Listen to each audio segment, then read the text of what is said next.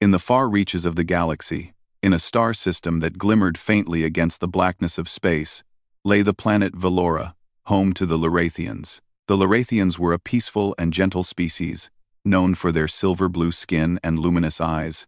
They had built a civilization rich in knowledge, art, and culture, yet fragile compared to the harshness of the universe. Their cities floated above crystalline seas, supported by energy fields and structures that shimmered in the twin suns' light.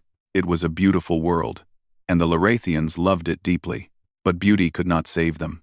For decades, astronomers on Valora had watched a star in the neighboring system growing unstable. What began as minor fluctuations in its energy output had escalated into violent solar storms and gravitational waves that threatened the planet.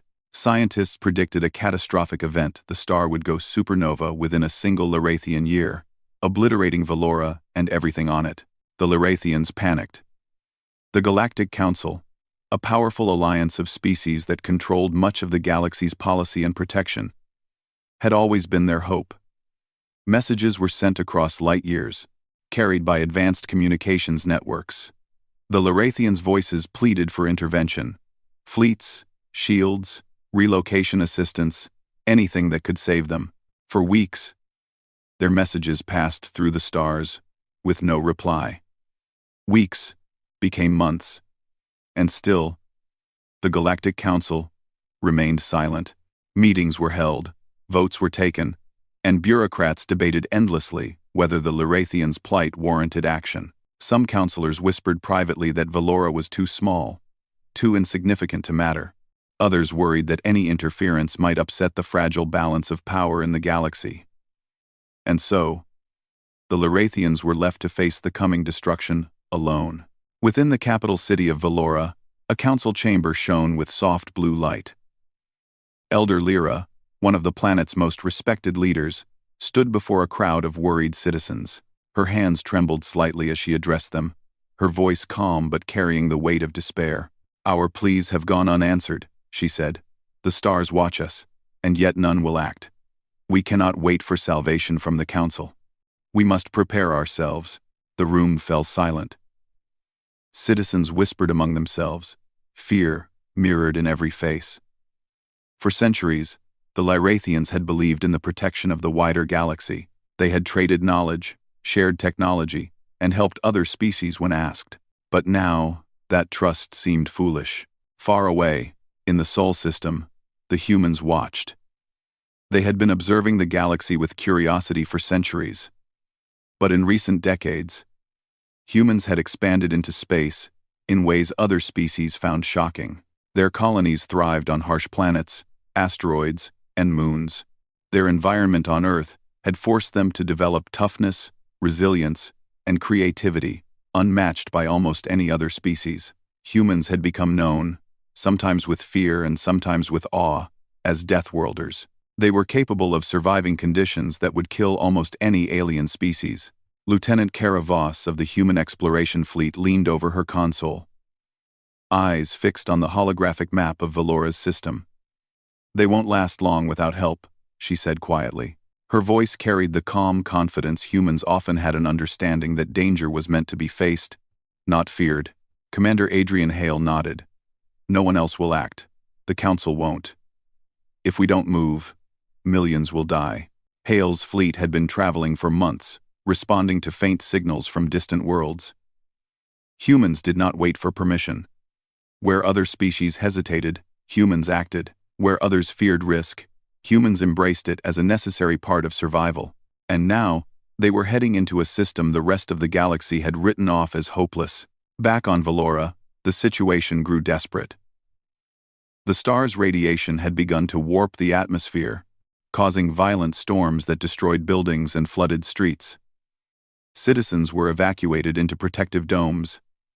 Yet even these could not withstand the full force of the solar waves. Entire cities shimmered with unstable energy fields, ready to collapse under the heat and gravitational pressure. Elder Lyra moved tirelessly through the capital, comforting families, directing evacuation efforts, and consulting with scientists. Despite the fear in her heart, she remained a figure of hope. If there was any chance to survive, she believed it lay in action, not despair. Then, one morning, As the twin suns rose behind clouds of plasma storms, a faint signal appeared in the system's communications grid. It was unlike anything the Lyrathians had seen. The message was brief but unmistakable. Human fleet en route. Estimated arrival. 3 standard days. Shock and confusion swept through the scientists and council members. Humans? The galaxy had always spoken of them with caution. Sometimes, disdain. They were considered reckless, strong, and unpredictable. But here they were, answering a cry that no one else had deemed important. Elder Lyra felt a mixture of hope and disbelief. She had always believed in the possibility of help, but she had never imagined it would come from Earth's humans. "It seems," she whispered to herself, "that we are not alone in the universe after all." The human fleet moved with astonishing speed. Ships of various sizes glinted in space, sleek and practical, designed for function rather than aesthetics. Unlike other species, humans did not rely solely on bureaucracy or diplomacy. They acted, they adapted, and they learned as they went. Every vessel carried advanced shielding systems, environmental stabilizers, and powerful engines capable of maneuvering through even the most dangerous stellar phenomena. As the humans approached Valora, alien observers from nearby systems watched in awe and fear. The humans did not send formal messages. They did not wait for permission or guidance. They simply entered the system and began assessing the star and the planet. For the first time, the Lyrathians saw action instead of hesitation. On Valora, citizens gathered in open spaces, watching the distant lights of the approaching fleet. Some wept openly, others knelt in silent prayer. Children pointed at the stars, asking if these humans were gods. Elder Lyra stood among them, feeling an unfamiliar sense of relief. "They are not gods," she told them. "They are humans, and they are here to fight for our survival." The humans began their work immediately. Small drones descended through the atmosphere, mapping the planet's instability, while engineers calculated ways to deploy massive stabilizers around the planet's crust. Ships hovered above cities, projecting energy shields to protect populations from solar radiation.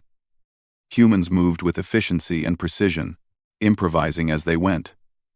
Where alien technology often required meticulous planning and permissions, humans relied on intuition, experience, and determination. Despite the calm exterior of the human fleet, the operation was dangerous. The star's radiation fluctuated unpredictably, sending waves of energy that could destroy entire structures. Meteor storms rained down, remnants of the star's instability, threatening both the humans and the Lyrathians. Yet the humans pressed on, their confidence never wavering. Inside the command ship, Commander Hale monitored every activity. "Stabilizer deployment at 40%, he reported.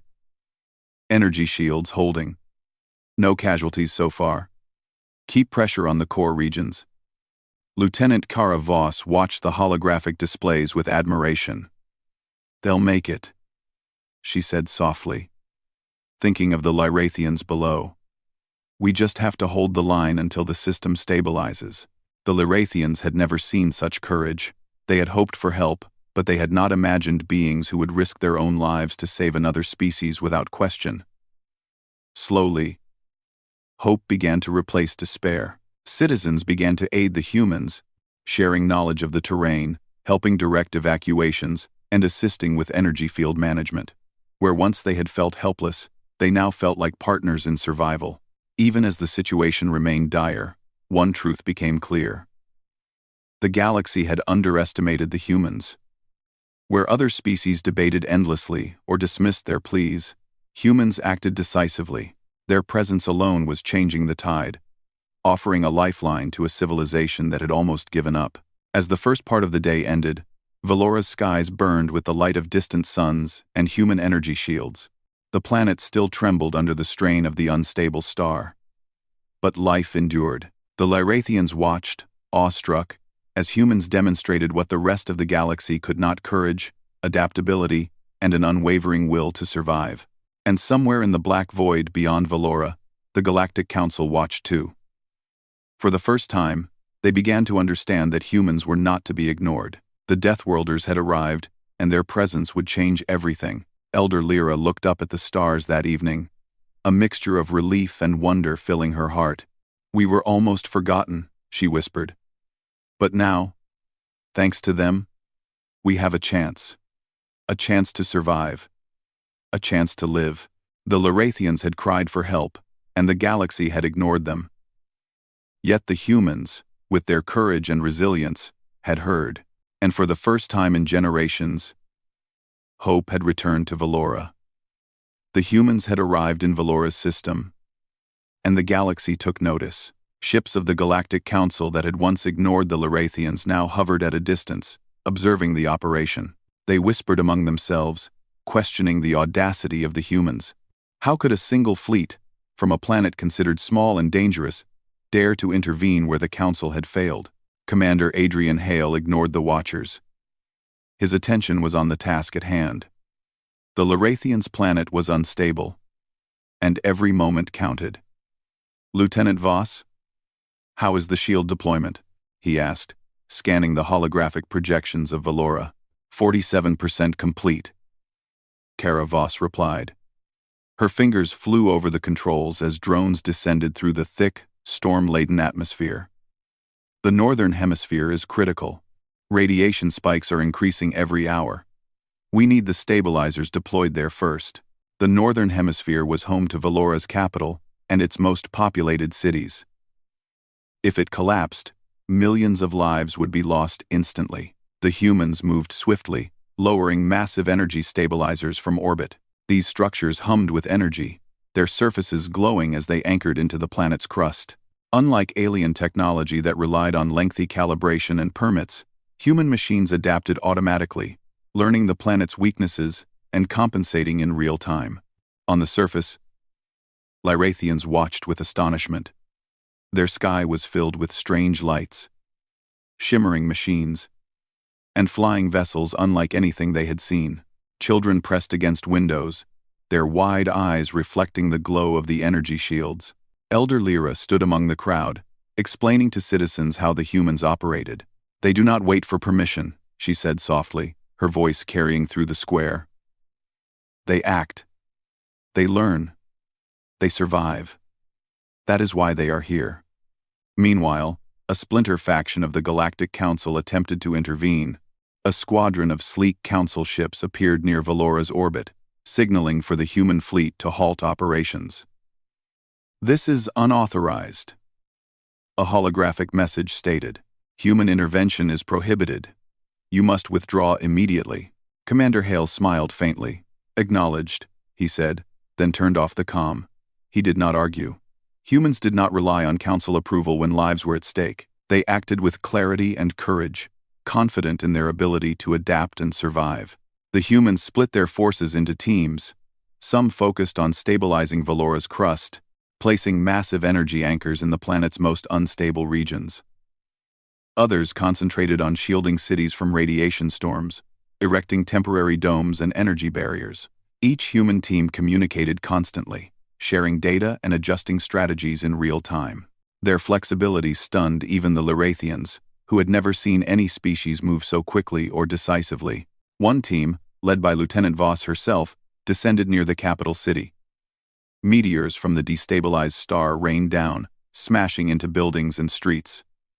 Voss's squad moved without hesitation, deploying small energy shields and reinforcing structures as they went. Citizens helped wherever they could, guided by human instructions. Where panic might have taken hold, calm and focus spread. "Everyone, stay behind the shields," Voss called. "We'll move the debris and stabilize the area." Elder Lyra watched from a distance, feeling awe and relief. She had expected help, but she had not imagined such courage. The humans were not just saving lives, they were teaching her people how to survive, how to act decisively in the face of disaster. The city's survival depended on speed. The humans worked tirelessly, often risking themselves to secure unstable buildings or redirect dangerous energy surges. A massive meteor struck near the city center, sending a shockwave that would have flattened entire districts. Without hesitation, human engineers projected a temporary energy shield, absorbing the impact and protecting thousands of lives. Word of the human heroics spread quickly through Valora, Citizens once paralyzed by fear now helped in evacuation efforts, guided by the humans' example. Families carried supplies, repaired smaller structures, and organized safe zones. Where humans led, hope followed. Meanwhile, Commander Hale monitored the star's fluctuations from orbit. Radiation levels rising rapidly. Stabilizers holding. But the northern hemisphere remains critical. Prepare contingency measures. Another Council squadron attempted interference, sending a small strike team to disable the human stabilizers. A tense moment followed as the Council ships fired warning signals. Yet the humans did not panic. Using precise maneuvers and shielding technology, they neutralized the interference without causing harm. Their actions demonstrated a principle alien species often overlooked. Humans fought not only to survive, but also to protect life, including those who opposed them. As the hours passed, the humans began to gain ground. Stabilizers were anchored firmly into Valora's crust. Energy shields surrounded the most vulnerable cities. Radiation levels, once uncontrollable, began to stabilize. Where the Larathians had once feared death, they now dared to hope. Even the skeptical members of the Galactic Council began to reconsider their stance. Human methods were unconventional, but undeniably effective. They had taken risks no one else would, moved faster than anyone anticipated, and preserved millions of lives without the political delays and cautious deliberations that defined the Council's operations. On the surface, a young Larathian scientist named Talon approached Lieutenant Voss. "I don't understand," he said. "How can your species survive in such danger? Other species would never do this." Voss smiled, wiping soot from her face. "We survive because we have to. We adapt because life is worth fighting for. That is how humans work. We do not wait for permission, we act, and we never give up." Talon watched as humans continued to stabilize structures, redirect energy flows, and organize evacuations. Slowly, a new understanding grew in him. The Larathians had always relied on outside help. They had trusted the Galactic Council, hoping others would act for them. But the humans were different. They demonstrated that survival depended not only on knowledge, but also on courage, resourcefulness, and the will to act. By the end of the first galactic day, the humans had achieved something incredible. Valora's cities, once trembling under radiation and meteor impacts, now stood protected. Millions of Larathians had been evacuated or sheltered. The energy stabilizers, anchored in the crust, reduced the risk of planetary collapse. The planet was still fragile, but it was alive. Celebrations were quiet but heartfelt. Elder Lyra addressed the citizens from a protected square. "We were almost lost," she said, her voice steady. "But these humans, these Deathworlders, have shown us the strength of courage and determination. We are not alone. We are not forgotten." Children ran through the streets, pointing at human drones and ships, laughing and playing despite the danger. Families shared food and supplies, working together as humans guided them. For the first time in generations, Valora had hope. In orbit, Commander Hale and his team monitored progress. Planet stabilized, lives saved, no casualties from our fleet. Prepare for the next stage. Evacuation of remaining citizens from the most unstable zones. The humans' presence had more than immediate effects. Across the galaxy, other species began to take note. Stories spread of the humans who acted decisively where the Council hesitated. Whispers spoke of their courage, adaptability, and willingness to risk themselves for others. Many who had doubted humanity began to reconsider. Meanwhile, the Larathians, once timid and resigned, now worked alongside the humans, learning quickly. They observed, copied, and adapted. Under human guidance, they began to understand survival as a skill, not a hope. In days, their society had changed more than it had in decades. The humans did not linger in self-congratulation. Every member of the fleet knew the dangers were not over. Valora's star remained unstable, unpredictable, and deadly. Meteors continued to strike, radiation surged, and the crust still shivered under the star's influence. But with the humans' technology and guidance, the Lorathians now had a fighting chance. Commander Hale sent a message to the Galactic Council. It was brief, factual, and firm. The Lorathians' planet will survive. Your bureaucracy has failed them. Humans have acted. We have preserved millions of lives. Take note. It was not a threat but a warning. The galaxy had ignored the cries of a dying civilization. The humans had not. And the message was clear. Deathworlders do not wait. They do not hesitate. They survive. And they will not be ignored. Elder Lyra stood on a balcony overlooking the city as human drones worked tirelessly below. She watched the humans move, their energy shields shimmering against meteor showers, their machines anchoring deep into the planet's crust. A new understanding filled her heart. Humanity was more than a species. They were a lesson. Courage, adaptability, and the refusal to surrender could overcome almost any danger. That night, as the twin suns set behind clouds of plasma storms, Valora's citizens slept in secure shelters for the first time in weeks. They dreamed of survival, of hope, of a future that had seemed impossible. And above them, humans remained vigilant. Their fleet, a silent promise that even the galaxy's deadliest threats could be faced with determination and skill. The Lorathians had cried for help. The galaxy had ignored them. But humanity had arrived. Not to negotiate, not to hesitate, but to act. And in doing so, the Deathworlders had changed the course of a civilization's fate, and perhaps the galaxy itself. The first wave of danger had passed, but Valora was still fragile. The star that had threatened the planet remained unstable, and the aftershocks of the initial collapse had left portions of the crust weakened and vulnerable. Yet, for the first time in generations, the Lorathians were not paralyzed by fear. They had hope, and that hope had a face. The humans who had come across the stars to save them. Commander Adrian Hale and his fleet hovered above the planet, coordinating efforts. Northern Hemisphere is stable, he reported. The remaining high-risk zones are being reinforced. Citizens are being evacuated in rotation. No casualties so far. Excellent work. Lieutenant Caravos nodded, her eyes scanning the holographic displays. We're making progress faster than expected. The stabilizers are holding. Citizens are learning quickly. They understand our instructions almost instinctively. The Lorathians had begun to assist actively. Scientists who had spent decades relying on theory now worked alongside human engineers, observing, learning, and applying knowledge in real time. Builders, teachers, and families helped organize the evacuations. Guided by human strategies, it was a partnership, one that energized the Lorathians and gave them newfound confidence. Elder Lyra walked through one of the protected cities, observing the humans in action. Children darted around them, mimicking their movements, trying to carry small tools and supplies as if they too were part of the mission.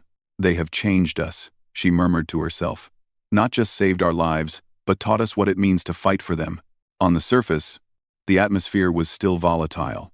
Sudden radiation bursts erupted from the unstable star, sending shockwaves across the crust. Meteors rained down sporadically, threatening to undo hours of work, yet the humans did not panic. They adapted instantly, redirecting energy shields, stabilizing buildings, and guiding citizens to safety with calm precision. In one city, a massive structure had begun to collapse due to an aftershock. Human engineers rushed to deploy temporary supports, while a team of Lorathian volunteers carried essential equipment. The building trembled violently, but together, humans and Lorathians managed to stabilize it. Citizens who had once fled in terror now watched in awe, learning that courage was not the absence of fear but the ability to act despite it. Meanwhile, the Galactic Council observed from afar. Their earlier arrogance had been shattered. A species they had dismissed, whose homeworld was harsh and supposedly primitive, had not only entered a dying system but had taken control of a crisis that the Council itself had failed to address. Some counselors whispered in fear, others in admiration.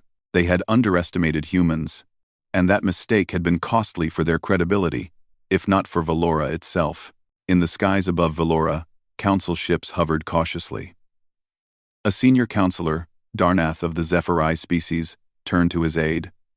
"These humans, they are not ordinary," he said. "They act with purpose, yet they risk everything for others. It is unlike anything we have seen."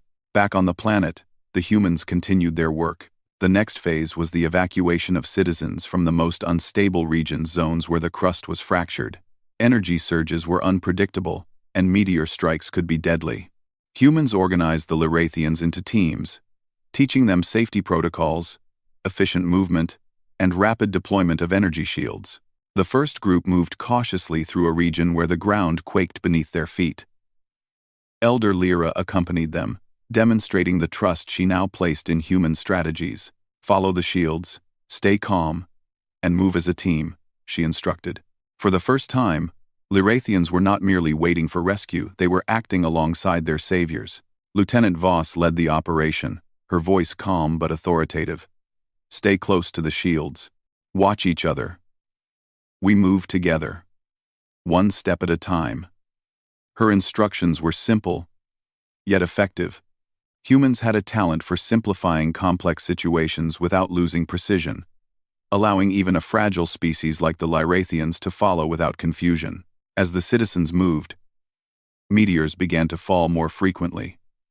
Each impact sent tremors through the ground, threatening to unbalance those moving along the shields. Humans reacted instantly, deploying energy barriers to absorb impacts and redirect dangerous debris.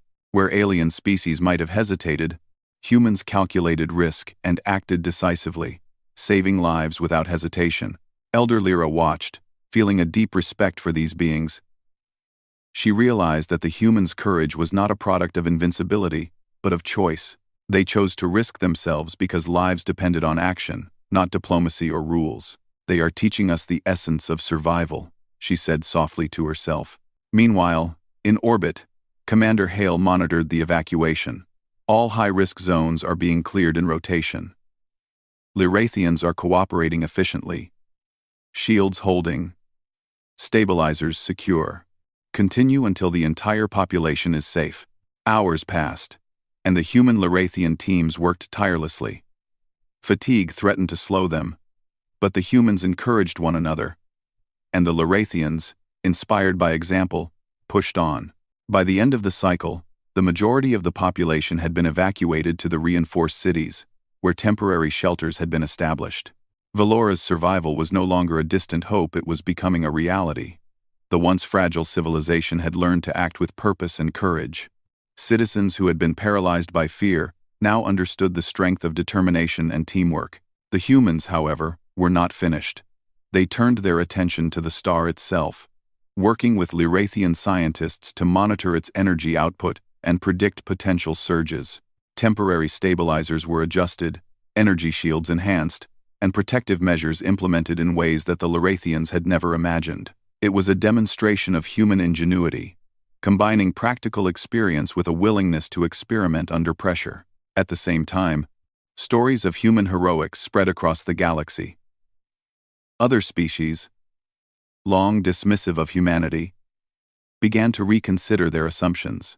Scholars, diplomats, and strategists debated what they had witnessed: a species capable of acting decisively, adapting instantly, and risking themselves for others. Humans were no longer a curiosity, they were a force, and the galaxy had to reckon with their presence. Back on Velora, Elder Lyra addressed the citizens once more. "We were almost lost," she said, her voice carrying through the temporary shelters. "But these humans have shown us what it means to fight for life. They have taught us courage, action, and hope. We owe them more than gratitude. We owe them our resolve to survive." The Lirathians, inspired, began assisting the humans in more advanced ways. Scientists developed new methods for reinforcing unstable regions. Builders adapted human techniques to local materials. Teachers instructed children in survival strategies learned from the humans. In just a few days, Velora's civilization had transformed from helpless victims to active participants in their own survival. Commander Hale observed from orbit, satisfied. "The planet is stable. Citizens are safe. Lirathians are learning to act independently. Our mission is a success, but we must remain vigilant. Even as the immediate crisis passed, the presence of humans reshaped the Lyrathians' perception of the galaxy. Where once they had relied solely on distant powers, they now understood that survival depended on courage, initiative, and resilience. Humanity had not only saved lives, they had instilled a new philosophy: that life was worth fighting for, and that action mattered more than rules or permissions. The Galactic Council, forced to acknowledge the humans' effectiveness, began to reconsider its policies. Some counselors expressed fear, worried about humans acting independently in critical systems. Others expressed admiration, recognizing that human methods could provide solutions to crises that bureaucracy had failed to address. On Valora, life slowly returned to a fragile normal. Citizens moved through cities, repaired with human guidance, attending schools, markets, and cultural centers rebuilt stronger than before. Children played among stabilized buildings, laughing and learning. Elder Lyra walked through the streets, feeling pride in her people. "We are no longer helpless," she said. "We have learned the value of courage, of action, and of resilience. And we have humans to thank for showing us the way." The humans, true to their philosophy, did not seek power or dominance.